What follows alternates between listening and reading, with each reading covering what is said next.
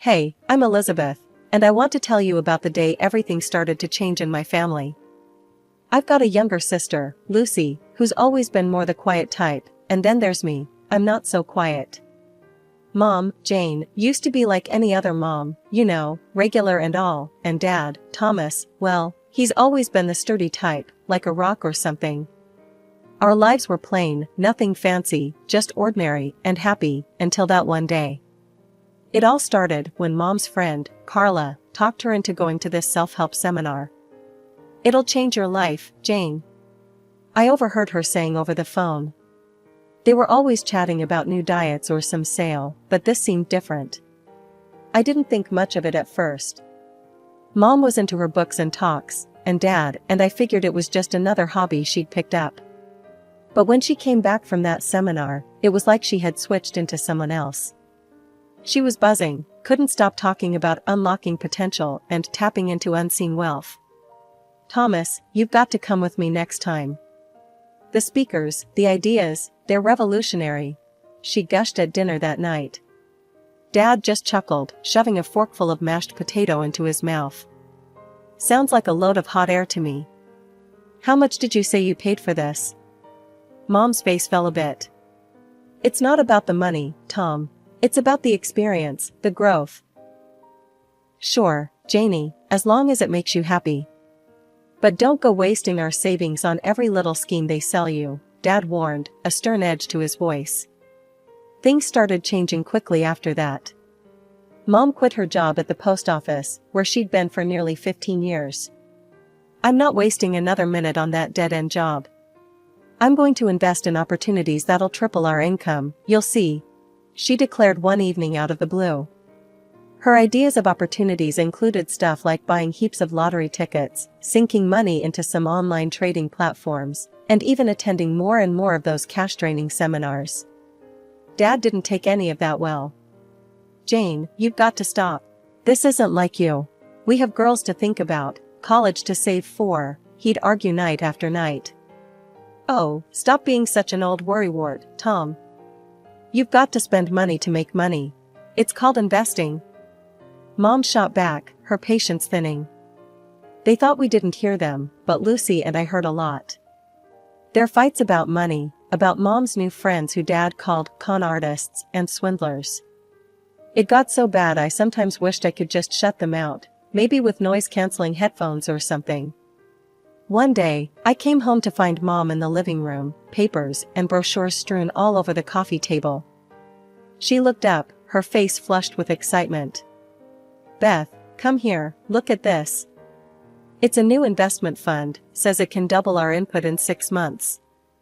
I frowned, glancing over the glossy pamphlet. "Mom, this looks risky." "Are you sure about it?" "Darling, risk is just the first step to success. You think all those rich folks got where they are by playing it safe?" She laughed, but it didn't reach her eyes. After Mom went all in with her so-called investment fund, it was like watching a slow train wreck. Every day, she'd be glued to her computer, eyes flickering over stock charts and exclusive webinar invites, talking to her new friends who were just as deep into this mess as she was. "Beth, you gotta listen to this guy. He turned his whole life around, made a fortune out of thin air." Mom would exclaim, trying to get me to watch one of her videos. I'd just nod, keeping my doubts to myself because arguing with her had become pointless. Dad, on the other hand, wasn't having any of it. One night, I caught them in the kitchen, voices raised higher than usual. Dad was holding a credit card bill, the kind that made your stomach drop. "Jane, what the hell is this? $2,000 on what? More of your damn seminars?" Dad's voice was like a sledgehammer, and Mom flinched, but shot back just as hard. "You're so small-minded. You have to spend money to make money, Tom. That's how the world works." Mom retorted, her voice sharp as a knife. I remember Lucy coming into the room then, her eyes wide and scared. She hated their fights more than anything. "Can you guys not do this now?" she pleaded, her voice barely above a whisper. "Stay out of this, Lucy. This is adult business," Mom snapped without turning around, which only made Lucy shrink back, looking helplessly at me. I wrapped an arm around her, wishing I could just whisk us away from all the yelling. The worst part was, it wasn't just the fights. It was seeing how each argument left them, Dad, deflated, sitting at the table with his head in his hands, and Mom, storming off to call one of her business partners to vent. It all came crashing down the day the electricity got cut.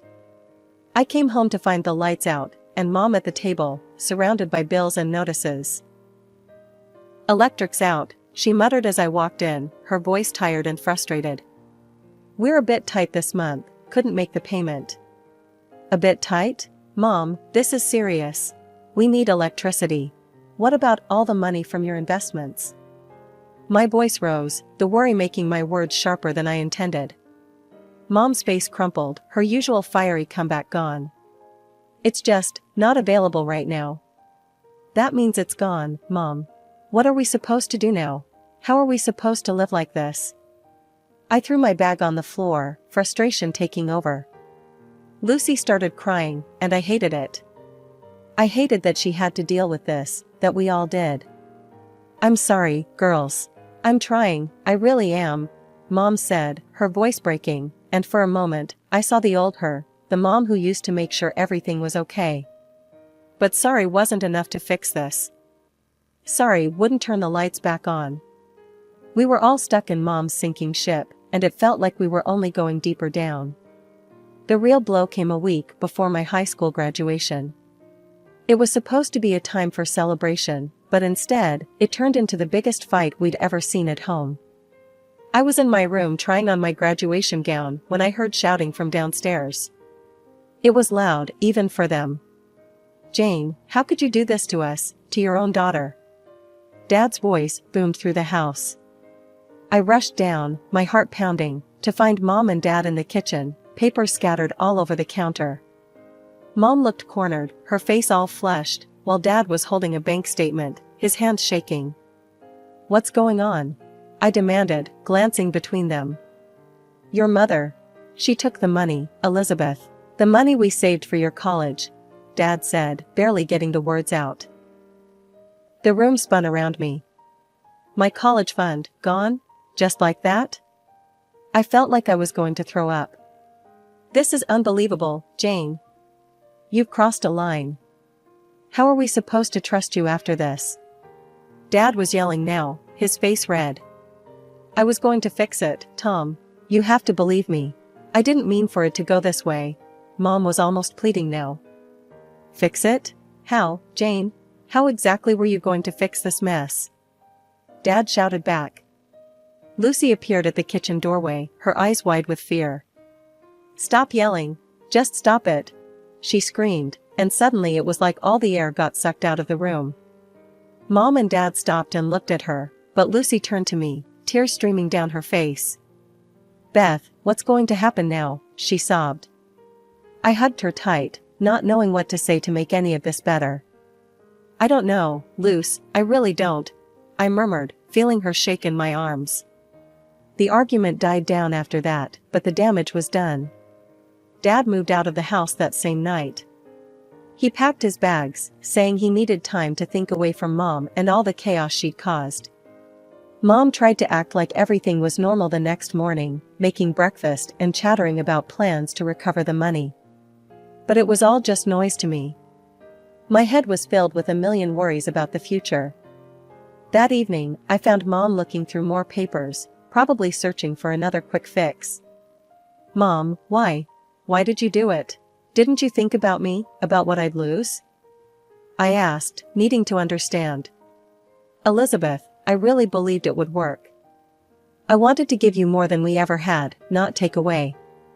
I thought I was doing the right thing," she said, her voice low. "But you weren't thinking about me, not really. You were thinking about the money," I said, the truth stinging both of us. Mom didn't have an answer. She just sat there, looking lost and defeated. And for the first time I saw her not as my mom, but as someone who had let her dreams get bigger than her family. It was the kind of realization that changed everything, how I saw her, how I saw our life up to that point. After Dad left, things spiraled faster than I thought possible. He remarried quickly and moved to another city, trying to start fresh, I guess. At first, he called to check on Lucy and me, but those calls stopped coming. Mom had blocked his number and told a story about how Dad had turned his back on us, how he was living it up with his new wife and didn't care to send a dime our way. "He's forgotten about us," just like that, she'd say with a bitterness that colored her every word. I wanted to believe differently, but with Mom controlling all the communication, what else could I think? It was just Lucy, Mom, and me now.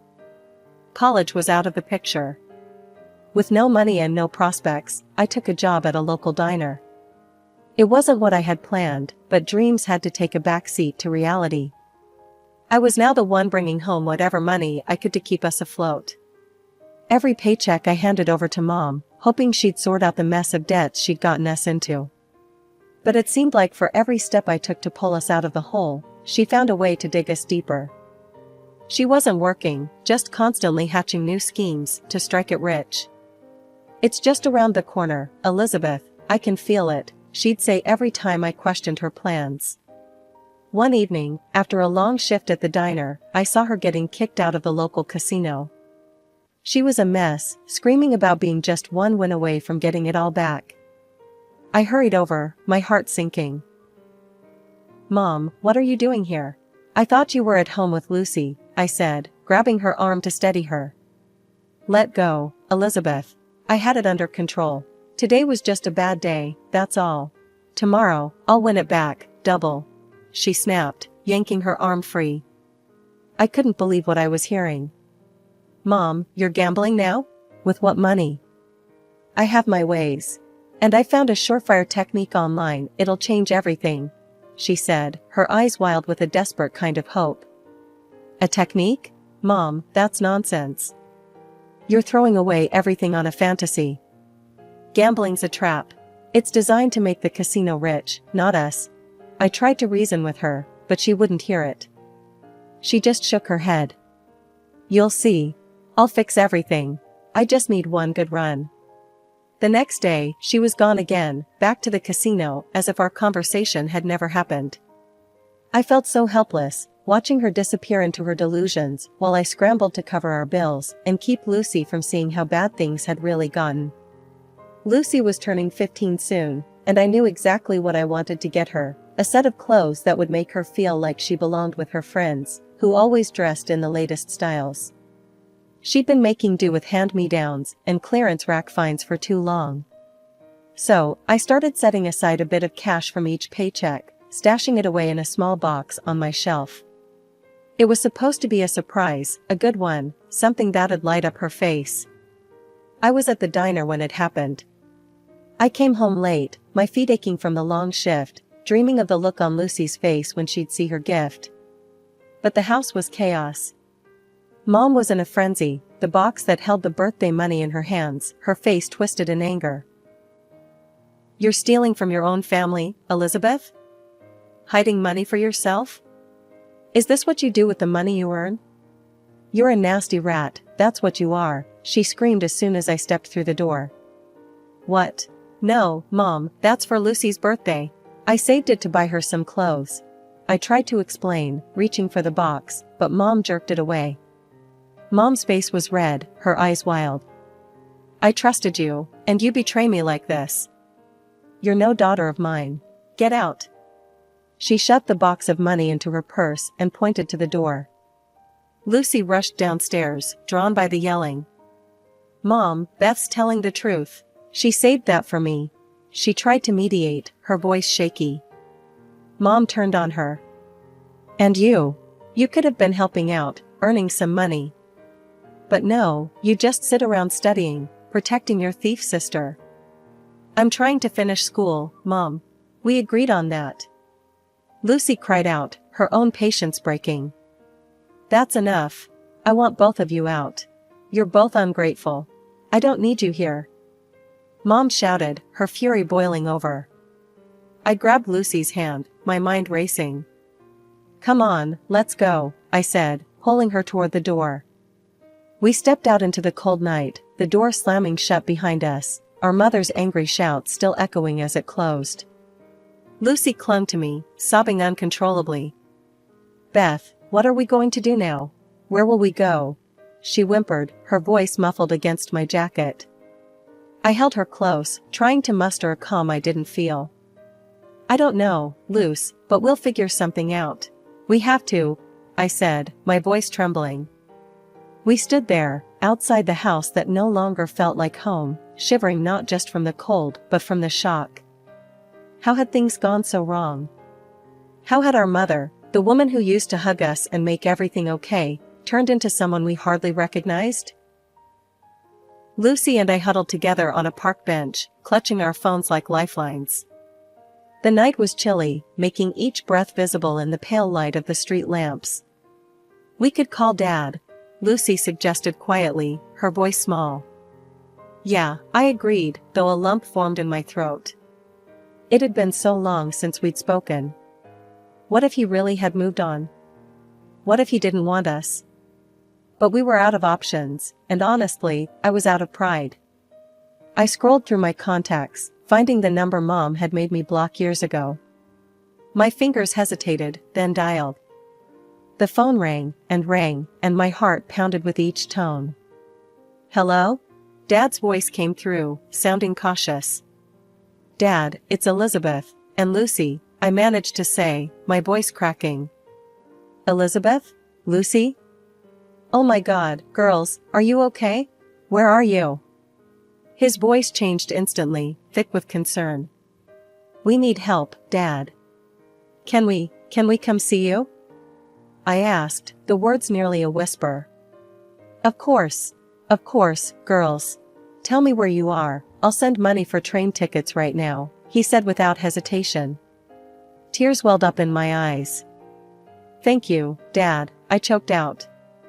True to his word, the money came through within the hour. By the next morning, Lucy and I were on a train heading to Dad's city, our hearts heavy with the past, but hopeful for the future. Arriving at Dad's place felt surreal. He was waiting at the station, looking older but also relieved as he pulled us both into a tight hug. His wife, Sandra, stood beside him, giving us a warm, welcoming smile that eased some of my tension. Let's get you girls home and warmed up, Dad said, guiding us to his car. Once we were settled in and sipping hot tea in their cozy kitchen, Lucy and I shared everything. How Mom had spiraled, the lies, the eviction. Dad listened, his face growing tighter with each word we said. I had no idea, Dad finally spoke, his voice heavy. I've been sending money for alimony and your studies every month. I thought you girls were okay. We never saw any of that money, Dad. Mom told us you stopped helping. I admitted, feeling a mix of anger and relief as the truth came out. Dad's hands clenched into fists. I'm so sorry, girls. I should have found a way to make sure. I never should have let her cut me off from you. It's not your fault, Dad, Lucy said, her voice gentle. Dad looked at us, his eyes filled with a kind of pain that made my chest tighten. I want to make this right. Elizabeth, if you still want to go to college, I'll support you. And Lucy, there's a great school not far from here. You can start fresh. Sandra, who had been quietly supportive, spoke up. I'll contact my lawyer tomorrow. We'll sort out where the alimony went and deal with your mother's legal rights. Lucy should be with us, legally and safely. I looked at Sandra, seeing her not just as Dad's wife, but as someone who was stepping up to help fix our broken pieces. I got up and hugged her, grateful beyond words. A month had flown by in a blur of new beginnings and healing wounds, with Dad and Sandra's support making every day easier. But then, out of nowhere, Mom called. Her voice was sharp, demanding, as if nothing had changed. Elizabeth, you need to come back home now. I've stopped receiving the alimony, and everything's falling apart here, she stated flatly as soon as I answered. I took a deep breath, steadying my voice. Mom, I'm not coming back. Lucy and I are staying with Dad. There was a sharp intake of breath on the other end. You ungrateful traitors. After everything I've done for you. Done for us? Mom, you lied to us. You used the money Dad sent for yourself. You even kicked us out. We know everything. I shot back, the old pain and anger bubbling up. There was a screech of rage from her, loud enough that I had to pull the phone away from my ear. "Don't you dare speak to me like that. I'm still your mother. Being a mother isn't just about giving birth. It's about being there, and you weren't. I don't want you to call again," I said, and without waiting for a response, I ended the call, my heart racing. Dad looked over from across the kitchen table, his expression one of concern mixed with pride. "You okay, Beth?" "Yeah, Dad, I think I will be. It's just hard, you know?" I sighed, feeling the weight of years lift slightly with each spoken truth. "You did what you needed to do. She has to understand her actions have consequences," he said, reaching over to squeeze my hand. In the following years, life found a new rhythm. Dad officially gained custody of Lucy, who thrived in her new school. I started college, working part-time at a local cafe to keep busy and support myself, a habit hardwired into me. College life was a mix of challenging and exhilarating. I poured myself into my studies, determined to make the most of the opportunity Dad had given me. Graduation day was a blur of joy and tears, with Dad and Sandra cheering the loudest. I had done it, graduated with honors and a job offer in hand. I moved into a small but cozy apartment, enjoying the independence I had fought so hard to gain. Lucy was now in college too, following her passion for graphic design. We were both grateful, so incredibly grateful, for the new life Dad and Sandra had helped us build. 2 years flew by since I'd graduated from college. Life had settled into a comfortable rhythm. I had a good job that challenged me, and Lucy had just tossed her own graduation cap into the air.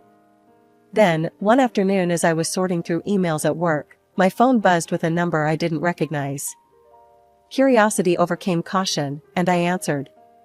"Elizabeth, it's me," came the all-too-familiar voice, frayed with desperation. "Mom?" My heart sank, a mix of old wounds and weary concern bubbling up. "I need your help. I've lost the house, and I owe the bank more than I can ever pay back. I'm on the streets, Elizabeth. You have to help me," she pleaded, her voice cracking. The news hit hard, but years of distance had given me perspective. "Mom, I can't send you money. But I can help you get treatment for your gambling. There's a place not far from here that..." Her response was a string of obscenities, each word sharper than the last. "You ungrateful trash. You think you're better than me now, huh? Too high and mighty to help your own mother? Mom, please try to understand. I'm offering real help.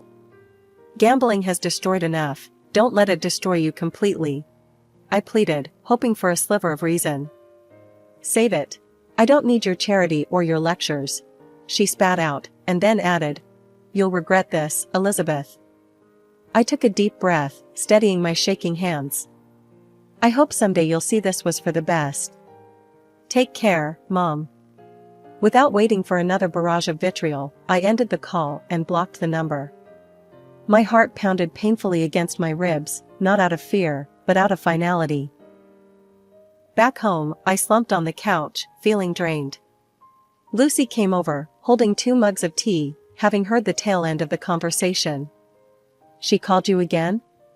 Lucy asked, handing me a mug. Her brow furrowed in concern. "Yeah. It was bad, Luce. She's lost her house, is in debt, and still, all she wanted was money to gamble away," I explained, the weight of the call settling around us. Lucy sat down beside me, her presence comforting. "You did the right thing, Beth. We can't drown with her," Lucy said softly, her voice steady and sure. Her words echoed in my mind. "We can't drown with her." It was harsh, but true. I looked at my sister, her maturity and understanding a stark contrast to the chaos our mother brought into our lives.